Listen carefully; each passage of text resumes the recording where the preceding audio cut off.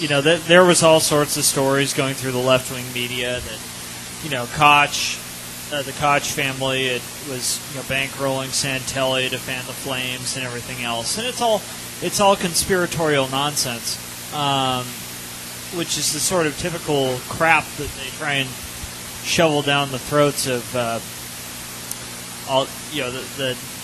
large number of college-age acolytes that they have that follow their nonsense voraciously.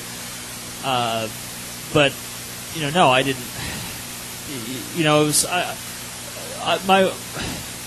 my impression of the media coverage was that there was a few people that tried to be fair. I mean, obviously Fox News was cheerleading it because it read their, it ran their ratings to number one. But there was all the sophomoric comments about teabagging and everything else, and all I can say is that at least we got more action than they did that day. So at least we were on the the giving end rather than the receiving end. So really the question, who's teabagging who? The media definitely tries to perpetuate the left-right paradigm.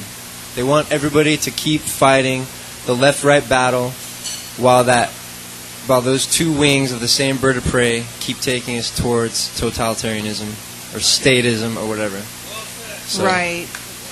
And if you try to separate out the libertarians who are notoriously not racist, then it's counterproductive. It doesn't have the same pop that it would have had before. And then, Glenn Beck needs his ratings. And, good for Baby Beck.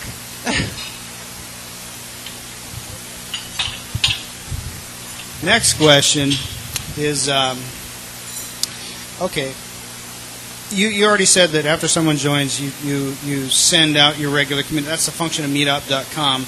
They get everything in their email, which anything to do with the next meetup, and like if you have to post up. I've seen some of this where if you're going to show up, make sure you don't do this, and then you have to follow the rules of the permit and whatnot. And we'll get to the permit in a second, because that's just to get the thing to happen, you have to go through the government. So, and then you're going to protest the government. So that's an inherent little problem. Please, sir, may I have another? Yeah, it's funny you mention that, because in the process of trying to get the permit, I discovered that there's no less than 5 different freedom of speech desks at the LAPD.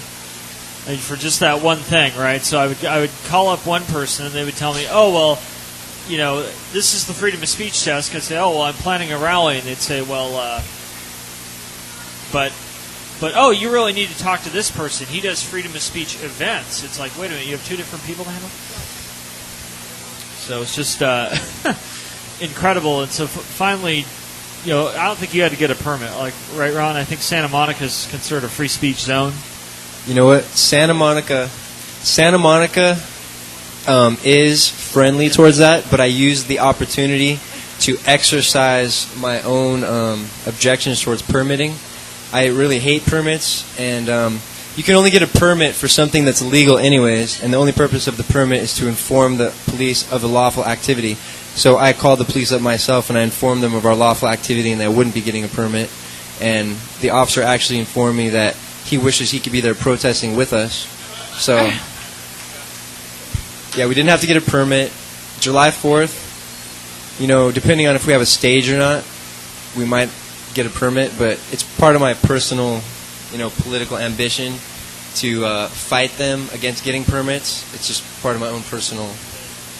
The trouble we ran into with the permits was that...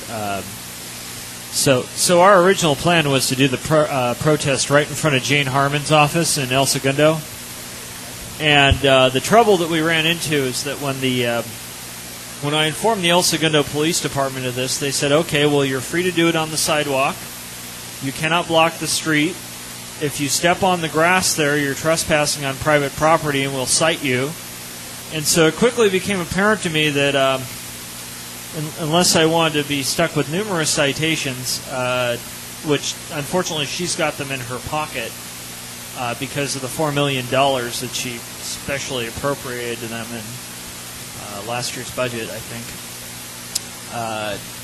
that unless we wanted to go head-to-head with them, that was going to be a non-starter. So we ended up doing it at Dockweiler primarily for that reason. That there's a lot of parking around there,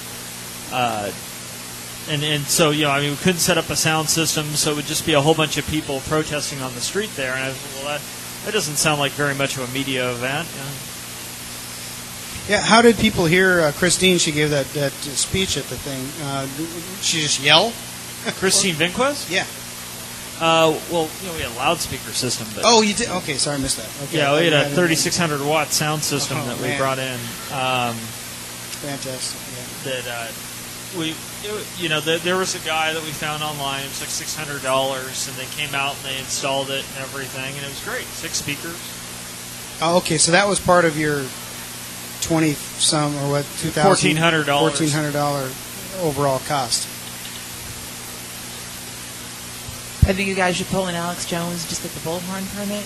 If you can take it anywhere, it's portable. Take that march on the move and just, really stick it to him. You need to get a permit for a bullhorn? In some places, yeah. Yeah, he actually gets cited for that a lot.